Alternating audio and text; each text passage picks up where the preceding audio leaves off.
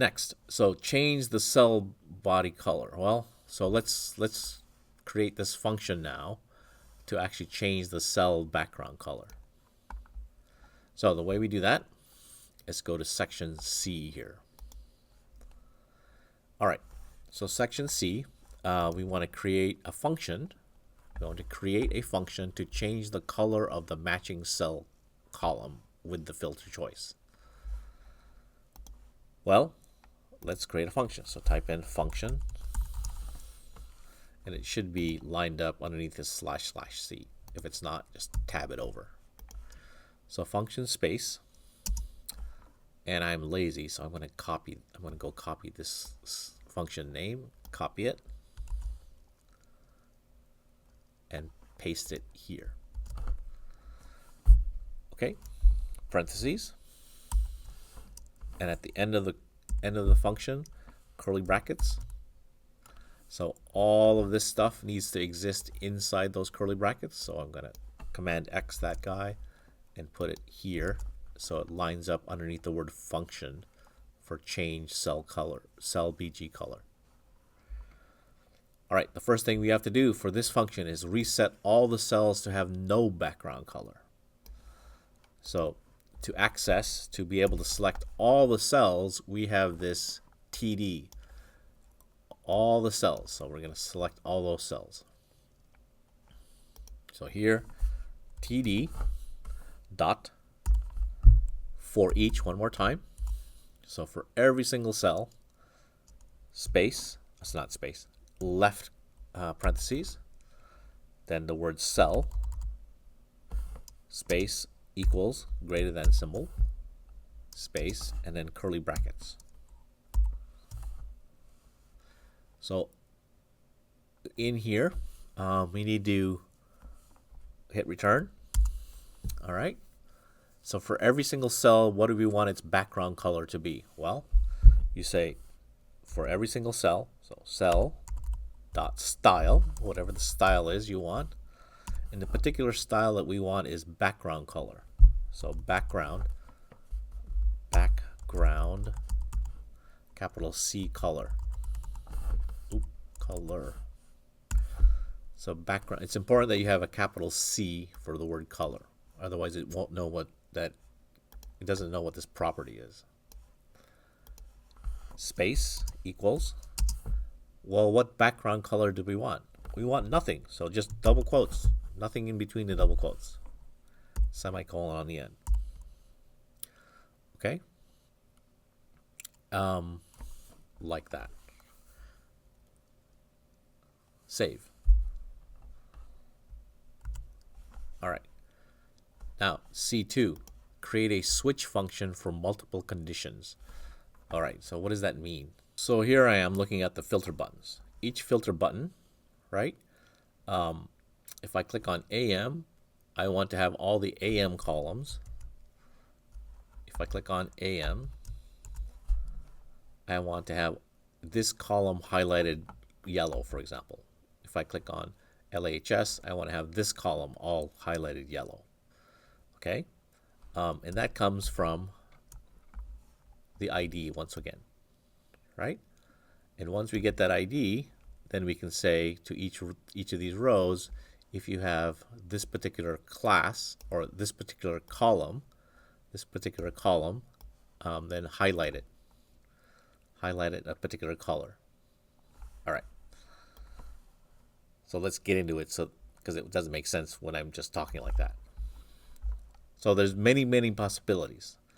The button that we click on could be AM, it could be PM, it could be 2025, 2026, it could be whatever. So that's where a switch function comes in.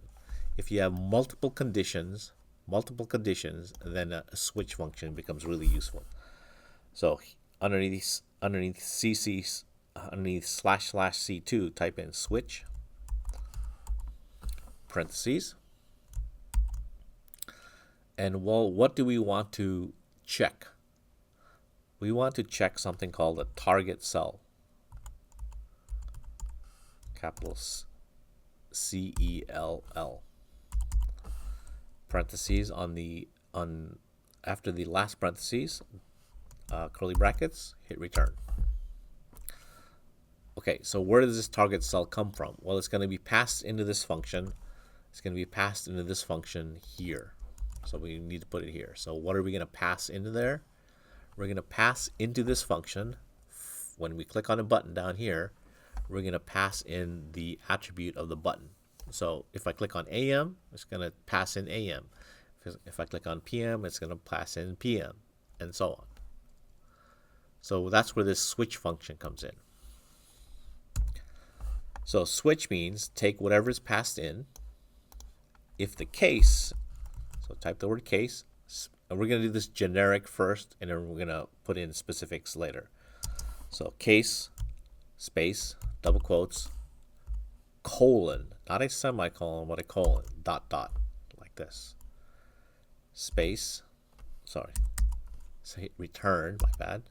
Then type in the word color, capital C column, not the one with an S on it, but just the one with no S on it.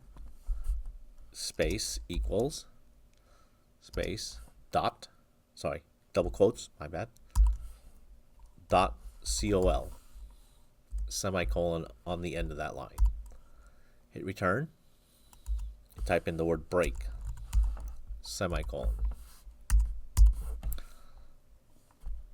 return, and delete once. So we actually need many. This is just generic. There's no specifics in it. So we're going to copy this, copy it, and we're going to paste it several times. So in fact, we need 1, 2, 3, 4, 5, 6 of these. So case, 1, 2, 3, 4, 5, 6. And I'm going to right click on here and choose format document, which then puts everything in a correct indentation like this. Okay, so let's take a look at this. If you look at any table cell, if you click on AM or PM, it's column 3. If you click on any of the years, it's column 4. If you click on the schools, it's column 5. Okay? So here we go. If the case is, if you click on AM, this is column 3. If you clicked on PM, it's also column 3. If you clicked on Y 2026, this is column 4. If you clicked on the year 2025, this is also column 4. If you happen to click on LA, as in LAHS, this is column 5. If you clicked on MV, this is column 5 also.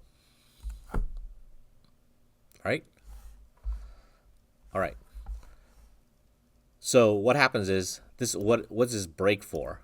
Well, look, if the case of AM is true, it's going to set this variable to this. Break means now ignore all these other guys. Just break out of the switch function.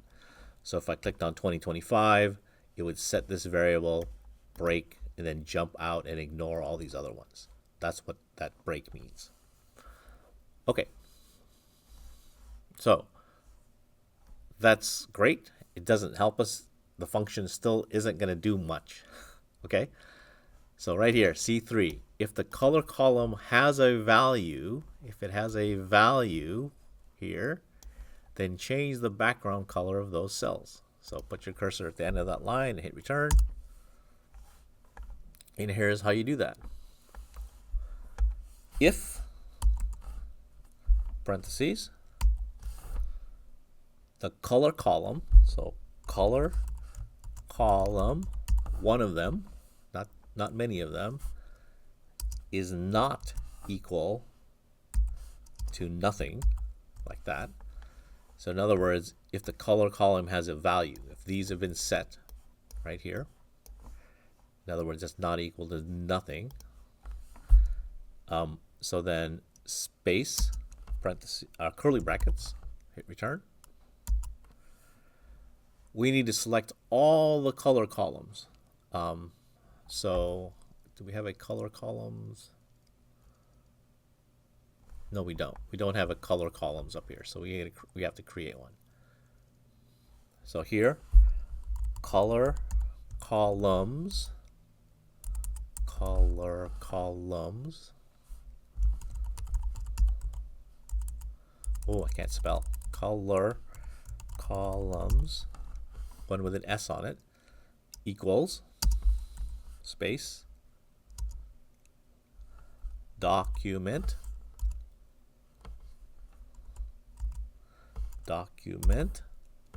dot query selector all again. Oh, what am I doing? Dot query selector all. So what do we want to select? We want to select that particular color column. So parentheses, color column. No S on the end. That's really, really important. Semicolon at the end of that line. So if color column is 5.5, it would get passed on to here. So now what do we do with it? Well, color columns, the one with an S on it, dot for each. So for every single one of those color columns that has AM in it or 2025 in it, parentheses, we're going to call it C cell, as in color cell. Again, it's just a random name that I happen to pick. So C cell space equals greater than symbol, space, curly brackets, hit return. So what do we want to do? We want to take that C cell, take the style of it. Well, what do you want to style? The background color equals parentheses, and I'm just going to call it yellow because I want all of them to be yellow. You can pick whatever color you want. Obviously, don't choose black because black text and black background doesn't make any sense. Save. All right, moment of truth. Save. Switch back to our preview. Command Shift R. Click on 2025. Bingo. All the 2025 show up. If I click on MVHS, MVHS shows up also. Ooh, but we need to clear this one. The 2020, this column needs to not be yellow. We want only this to be yellow. So if I click on AM, this becomes, right? So we want only one column to be colored. So how do we do that? So this function right here, this little thing says take every data cell and change its background color to nothing. Every time we click on a button, this function gets called on, and so every cell should have no color whatsoever. All right, so let's test this. Here I am, and I'm going to Command Shift R. So I'm going to click on any button. Boom. This does what we expect. But if I click on another button, this should be not yellow, and that's not true. Okay, so let's check to see what happens here. So let's check this constant. So I'm going to scroll up to our constants here. Here's the TD, constant TD, document query select all dot TD. There's the problem right here, this dot TD. So let me show you what I mean. Here's the table. The TD is not a class. So anything with a class, it says class equals, then we use a period. But because this is an HTML tag, it's not a part of a class, right?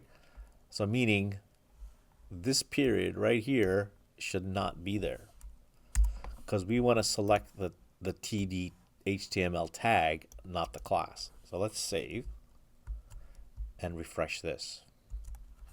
So I'm going to refresh this, Command Shift R, and click on a button. Good. AM. Boom, bingo. Look at that. So it switches. Bingo. Bingo. if I click on reset, oh, reset should also clear this. So there's the problem there. All right, so let's go to our code. If we click on reset, if we click on the reset button, then this comes into action. It's going to show all the student rows, and we want to change the cell color BG to nothing. So this should be double quotes in here, so we're not going to send it any variable. Okay, send it to nothing. And then here, we have to make sure that color column is indeed nothing.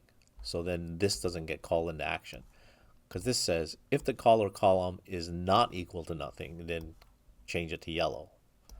So we want to make sure that that nothing is, when we hit the reset button, this doesn't get anything. So right here, let's put it here in this function. So we want color column, no S. Color column, set it equal to nothing. Oops, my bad. Save. So if we click on reset, then nothing gets sent to this thing, and this thing becomes true. If we do click on something, then color column changes to column 3, 4, or 5. Let's give it a test. So click on any of these buttons, and then reset. Bingo. Right? Reset.